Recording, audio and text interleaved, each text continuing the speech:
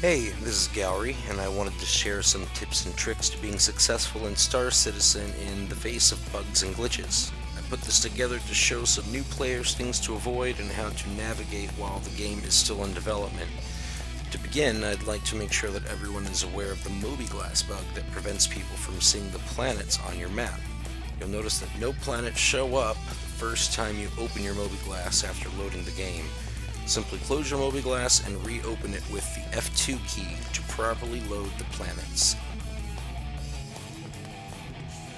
For the purposes of making this video, I will be completing a few tasks and explaining how I get around the bugs as I complete them. I will also provide multiple tips along the way. The first thing I will be doing is taking my Cutlass to a truck stop to swap it out for my Freelancer Max to complete a trade run. You'll notice as I drop out of warp that I am over 100 kilometers away from the truck stop. No matter, I can simply press F2 and zoom in on the asteroid cluster to select the space station as my destination and warp a second time. As I drop out of warp a second time, you'll notice that my ability to see is greatly diminished by the presence of the sun. Simply roll your ship until the sun is obscured by your ship's hull. All ships slow down at a different rate, and I've noticed that if I set my Cutlass to max speed and immediately return to SCM speed after, I am able to approach the station in a reasonable time while maintaining a safe fly speed. Now that I am within 10 kilometers of the landing pads, I can use the F11 key to bring up my contact manager and request landing. This is much more efficient than using F1, as there are fewer keystrokes involved. After landing my ship, I will use the side exit on my Cutlass to ensure no other players try to board my ship while I am exiting. Always close your ship doors behind you. While the side doors are up in the air, an experienced player can EVA into your ship with ease.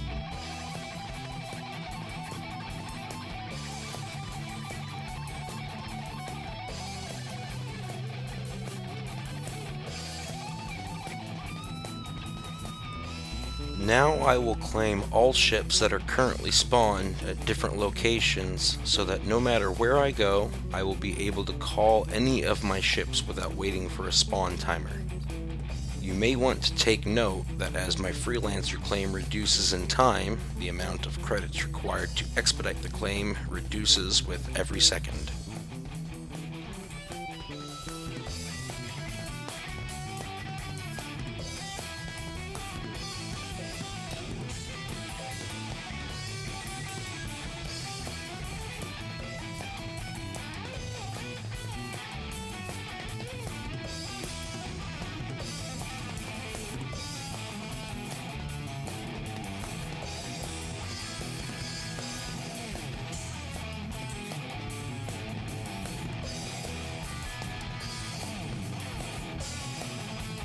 You may want to take a moment to bind your flight ready key so you're not left looking around your cockpit for your ship controls constantly. Simply press escape, look under key bindings, advanced customization controls, flight cockpit, and ensure that your flight ready key is bound to something. When the Freelancer first lifts off of a pad, a bug will cause it to pitch up. Be prepared to counter this and pitch back down. Now I will show you a second bug that affects the Moby-Glass map.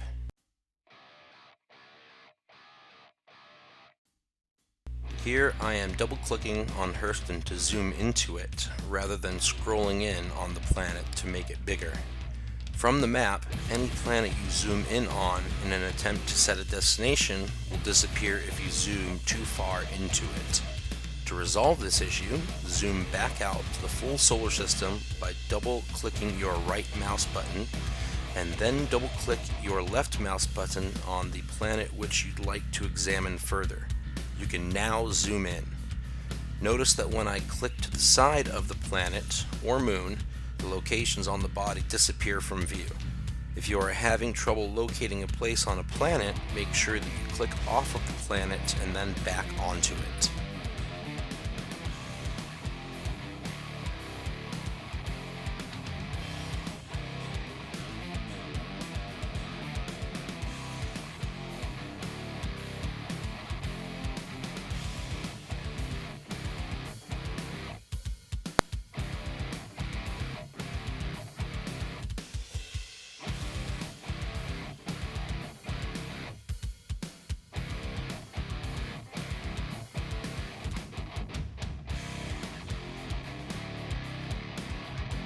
Here I am getting interdicted by the police and respooling to resume my warp. You'll notice that the spooling reticule is no longer visible on my HUD. If you encounter this bug, simply point the nose of your ship away from your destination and back towards it, and the reticule should appear.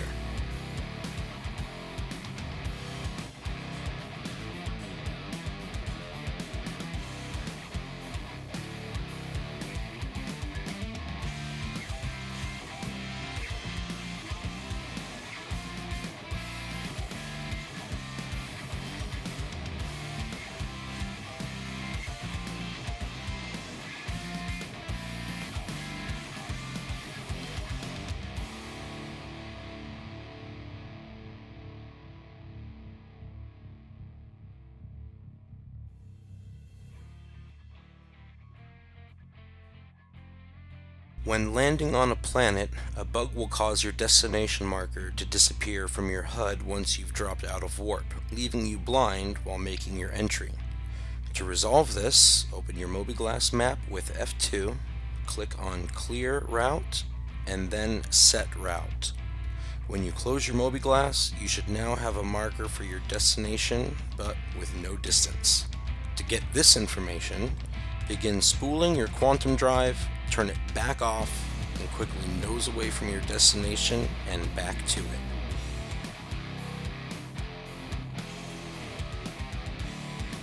Landing a ship can be difficult to do in first-person view, but a lack of bound controls can make it even harder to do in third person. Since you normally use your mouse to pitch and yaw, there are no default keys set for the keyboard. To make this easier, first open your key bindings and look under the Flight Movement category. I have bound my pitch and yaw to Alt, W, S, Q, and E. This allows me to view my ship in third-person view with free look on and maneuver my ship's orientation before strafing into my final landing position.